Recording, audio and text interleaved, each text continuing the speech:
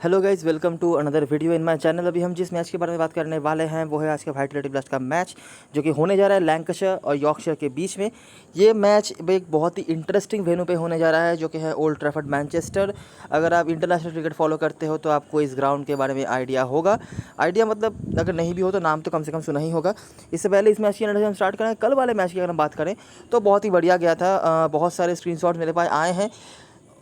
एक प्लेयर के बारे में मैंने डिस्कस नहीं करा था, हालांकि मुझे पता भी नहीं था वो खेलेंगे या नहीं, और जब मुझे पता चला तब तक अपडेट करने के लिए टाइम नहीं था मेरे पास, और वो है लुइस गोल्सवर्थी।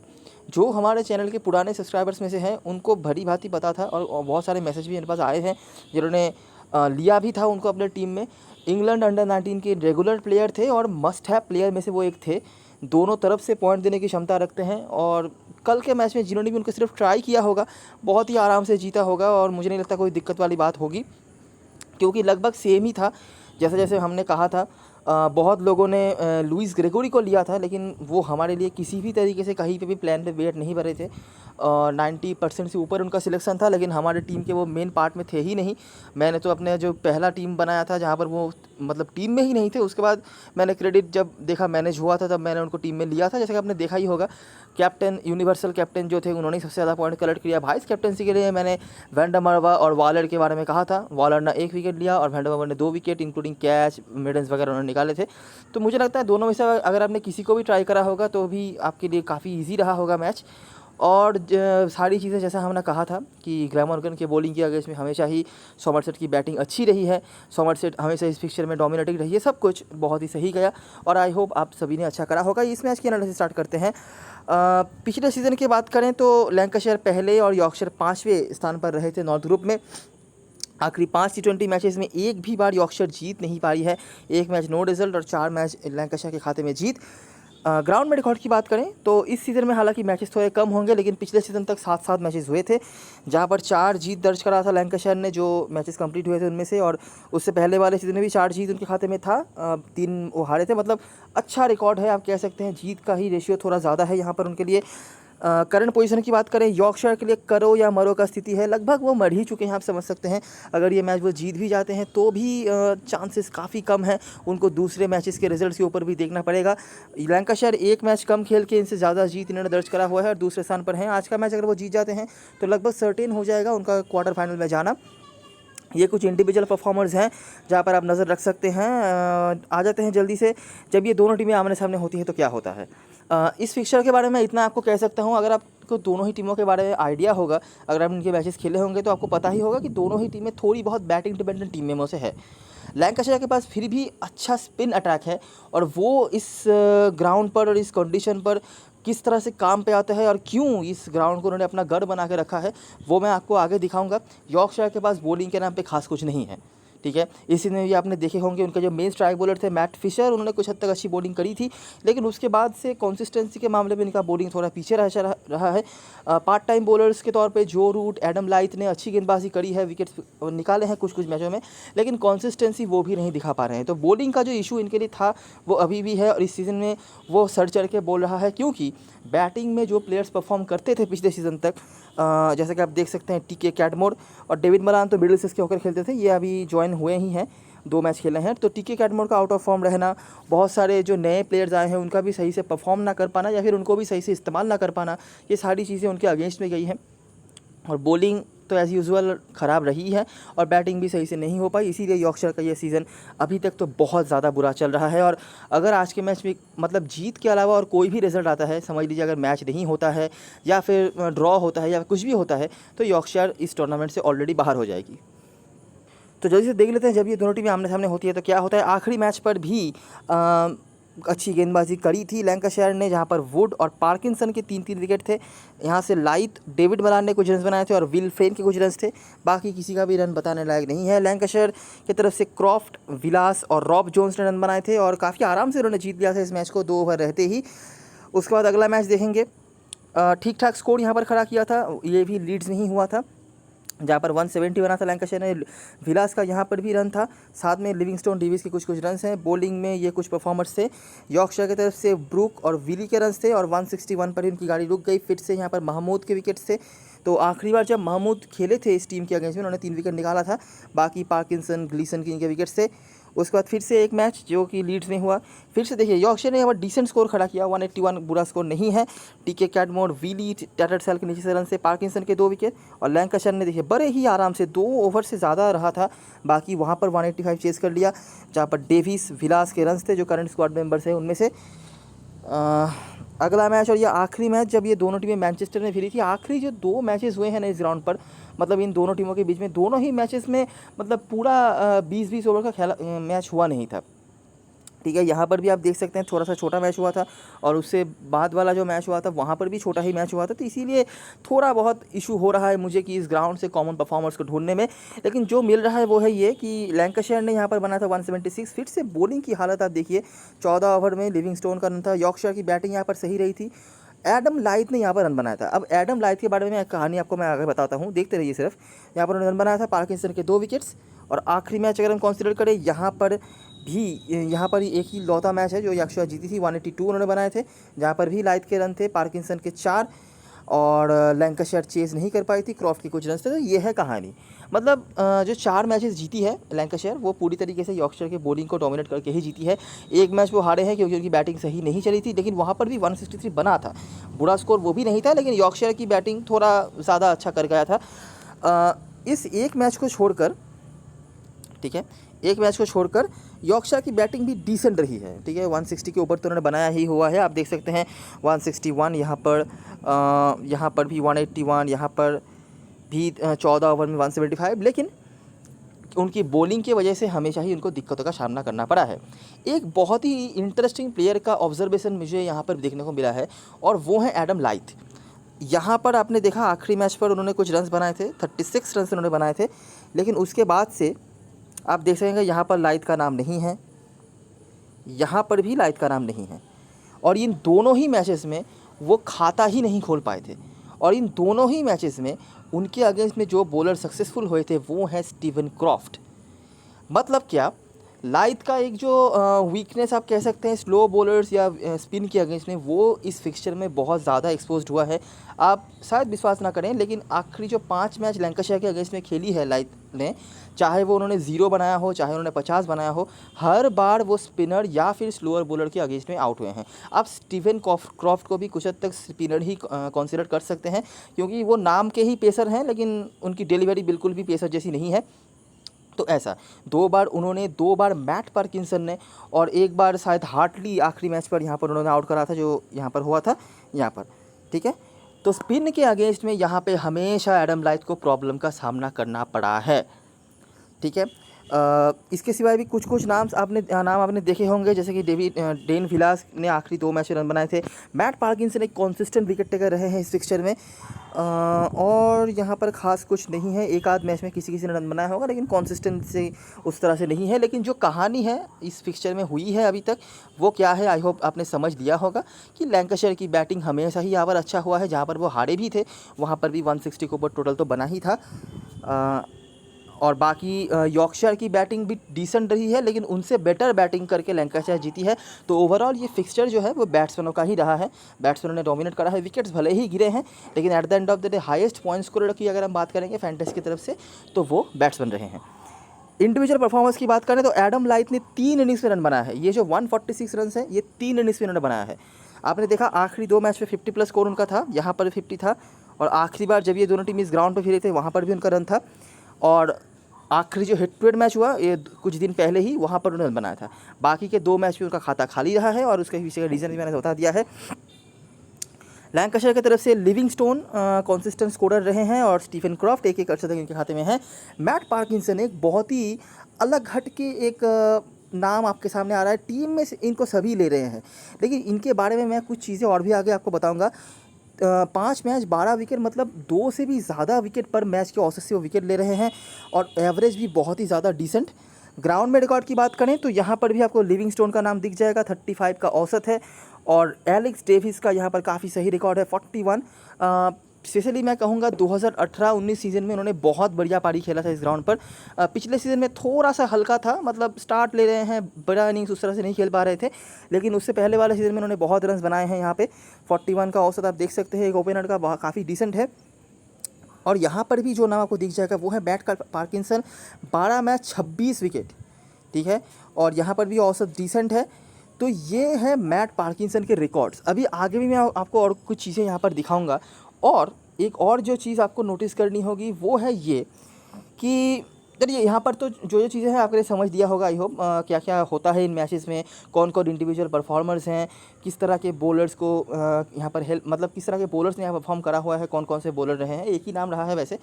एडम लाइथ के बारे में एक बहुत ही यूनिक मैंने चीज़ आपको बताया है, वो चीज़ भी आपको आज के मैच में नोटिस करनी है। और अगर आप बड़ी लीग खेल रहे हैं तो ये आपके काम पे आ सकता है। स्मॉल लीग में मुझे नहीं लगता उनको ड्रॉप करने की कोई ज़रूरत है, लेकिन बड़ी लीग में आपको देखना है क्या मतलब हो रहा है। और इस फिक्चर के बारे में मैंने कहा कि बैट्समैनों का फिक्चर रहा है अभी तक। अच्छा, अभी कल तक मैच हुआ है इस ग्राउंड पर, मतलब कल भी मैच हुआ है, कल तक नहीं, कल भी मैच हुआ है। 3 ODI मैचेस जो हुए थे इंग्लैंड और ऑस्ट्रेलिया के बीच में, वो इसी ग्राउंड पर हुए थे, ठीक है। देखिए बहुत सारे प्लेयर्स, तो वो बहुत सारे क्या, कोई भी प्लेयर्स उस टीम से यहाँ पर अवेलेबल शायद नहीं है एक्सेप्ट जो रूट। और हाँ, आज के मैच में जो रूट कम बैक कर रहे हैं। लेकिन क्या क्या हुआ था अगर आपने नोटिस कर दिया, देखिए वो 50 ओवर का मैच था, तो रन्स आप ज़्यादा कंसिडर नहीं कर सकते। लेकिन बॉलिंग की अगर आप बात करेंगे, पेसर्स ने विकेट निकाला था हर मैच पे। पेसर ज़्यादा हैं, ज़्यादा विकेट निकालते भी हैं। लेकिन अगर आपने एक यूनिक चीज़ नोटिस करी होगी कि लेग स्पिनर्स वहाँ से कभी भी खाली हाथ नहीं गए हैं। एडम जाम्पा, अगर आप खेले होंगे वो मैचेस, या फिर अगर आपने स्कोरबोर्ड भी चेक करा होगा, आपको पता होगा, अगर मैं बहुत गलत नहीं हूँ, उन 3 मैचेस में शायद 10 विकेट उन्होंने निकाले थे, ठीक है। इसके सिवाय आदिल रशीद भी थे जो कि खाली हाथ बिल्कुल भी नहीं गए हैं इस ग्राउंड से। तो ये एक चीज़ है जो कि मैं आपको समझाना चाहता हूँ कि slow bowlers, spinners, leg spinners यहाँ से काफ़ी अच्छा परफॉर्म करते हुए जाते हैं। यहाँ तक कि कल वाले मैच पर ही जो रूट ने भी 2 विकेट निकाला हुआ है। तो ये हुआ था इंटरनेशनल मैचेस के बारे में। अगर मैं आपको वाइटलिटी के मैचेस दिखाऊं और समझाने की कोशिश करूं कि यहाँ पर होता क्या है, तो देखते रहिए। आखिरी सीजन के मैचेस हमें कंसीडर करने हैं क्योंकि अभी तक वाइटलिटी का कोई भी मैच यहाँ पर नहीं हुआ है। तो 142 बना था यहाँ पर। पार्किंसन के 2 विकेट्स, लैंकाशायर ने चेस कर लिया। डेविस, लिविंगस्टन के रन, स्पिनर्स के 3, पेसर के 2। उसके बाद रन थोड़ा सा ज़्यादा यहाँ पर बन गया 162। लैंकाशायर चेस नहीं कर पाई और 9 विकेट और गिर गए। पार्किंसन के यहाँ पर भी विकेट से लिविंगस्टोन ने यहाँ पर रन बनाया फिर से, पेसर्स के अपर हैंड। उसके बाद 151 चेस नहीं हुआ। विलास, स्पिनर के 2। दूसरी इनिंग में देखिए पार्किंसन के 3 विकेट, साथ में लिविंगस्टन के भी विकेट थे और रिचर्ड क्लीसन जो खेलते थे। उसके बाद ये मैच तो छोटा हो गया, छोड़ देते हैं। लेकिन आप पहले इनिंग्स में देख सकते हैं लिविंगस्टोन के 3 विकेट, पार्किंसन के 2। और आखिरी मैच 189 बना, ये कभी चेज़ होना ही नहीं था, जहाँ पर डेविस, विलास, क्रॉफ्ट के रन से पेसर के 2 विकेट। और दूसरे इनिंग में पार्किंसन का परफॉर्मेंस आप देखिए, ठीक है, रन्स भी यहाँ पर कम ही बने थे। तो ये जो चीज़ है मैं आपको मैट पार्किंसन के बारे में समझाना चाहता हूँ। देखिए ऑब्जर्वेशन ये है, विकेट्स वो हमेशा निकालते हैं इस ग्राउंड पर किसी भी फॉर्मेट में, चाहे वो वाइटलिटी ब्लास्ट हो, चाहे वो रॉयल लंदन वनडे कप हो जो 50 ओवर का मैच था, हर जगह पे वो विकेट निकालते हैं। पिच हमें दिखा चुका है कि यहाँ पर लेग स्पिनर्स कभी भी खाली हाथ नहीं जाते हैं। लेकिन एक जो चीज़ आप नोटिस कर सकते हैं, सेकेंड इनिंग्स में पार्किंसन का परफॉर्मेंस देखिए, 3 विकेट। उसके बाद यहाँ पर भी 3 विकेट। चलिए 2 ही मैच है यहाँ पर। और पहले इनिंग्स में विकेट्स वैसे हैं यहाँ पर, जैसे कि 2 विकेट, यहाँ पर 1 विकेट, यहाँ पर बॉलिंग किया, यहाँ पर भी 3 विकेट, नहीं यहाँ पर 2 विकेट था, ठीक है। तो मतलब ऐसा पहले इनिंग्स में उन्होंने जो टोटल 5 मैचेस मैंने यहाँ पर लिखे हैं, पहली इनिंग में हुआ था 3 मैचेस जहाँ पर लैंकाशायर ने पहले बॉलिंग करी थी, 3 मैचों में 5 विकेट हैं, मतलब विकेट तो वो निकाल रहे ही है। लेकिन जब भी बात आ जाती है दूसरी इनिंग की, 2 मैच में 6 विकेट। और ये सिर्फ ये 5 मैचेस की बात नहीं है, ये मैं पूरे अगर मैचेस की बात करूँ पिछले 1-2 सीज़नों में जो लैंकाशायर ने खेली है, ये हमेशा चलता है और मैट पार्किंसन का ये गढ़ है, ठीक है। अगर आप किसी भी फॉर्मेट के में देख लें तो मैट पार्किंसन यहाँ पर कमाल का चलते हैं। और इसीलिए आपके लिए सबसे बड़े अलग हट के कैप्टन वाइस कैप्टनसी के चॉइस आज के मैच में बन सकते हैं Matt Parkinson, specially second innings में। ऐसा नहीं कि फर्स्ट इनिंग्स में विकेट वो नहीं ले रहे हैं, क्योंकि लेकिन अमाउंट थोड़ा कम है, लेकिन सेकंड इनिंग्स में रिकॉर्ड ये कह रहा है कि वो खाली हाथ नहीं जाते हैं। अभी आज के मैच में हो सकता है कि 4 ओवर में 50 रन दे और विकेट ना मिले, लेकिन रिकॉर्ड ये है। और मैं इसीलिए कह रहा हूँ रिस्क की अलग हट के कैप्टन से चॉइस। बाकी टीम में तो सभी शायद लेंगे, स्मॉल लीग में स्पेशली आपको तो ये लेना ही चाहिए।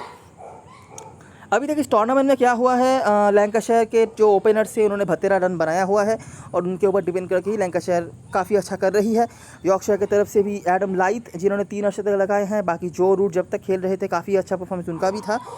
बॉलिंग में लैंकाशायर की तरफ से बेली और मैट पार्किंसन के नाम आपको दिख जाएंगे। यॉर्कशायर की तरफ से मैट फिशर और जॉस पॉइजडन, इनका भी नाम यहाँ पर आपको दिख जाएगा। हालांकि दोनों ही पिछले मैच में भी नहीं खेले थे और आज के मैच में भी स्क्वाड का पार्ट नहीं है, तो दिक्कतें ऑफकोर्स यॉर्कशायर की बॉलिंग से फिर से आपको देखने को मिलेंगी।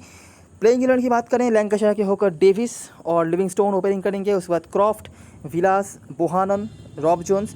यहाँ से जिन प्लेयर्स के ऊपर आपको नज़र रखना है, Alex Davis, Livingstone must have है, आप गलती से मिस नहीं कर सकते। स्टीफन क्रॉफ्ट एक और मस्ट हैव, स्पेशली इनकी बॉलिंग काफ़ी काम पे आ सकती है अगेंस्ट एडम लाइथ।